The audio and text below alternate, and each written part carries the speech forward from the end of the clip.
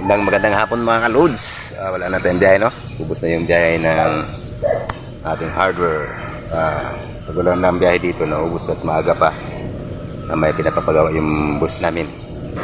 Magbabayanihan na naman kami. Samahan si mga kapiling. Yung project ni bus ngayon na yun daw kami gagawa.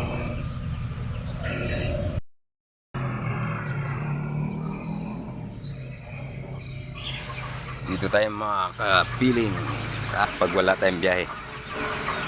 Kasi nirarush yan mga kapiling. Tapos kasi may ilalagay sila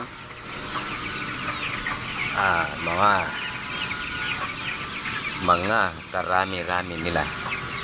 Wow, gaganda na mga kaluts. Nice. So ito naman yung nanay, mga kapiling, mga kaluts.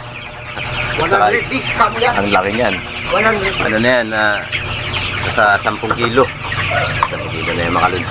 Tapos ito naman yung tatay nila. Ayaw, lima.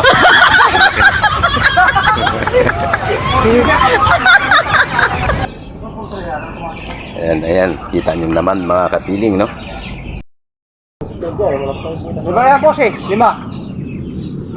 Ikaw man, lima lang yan.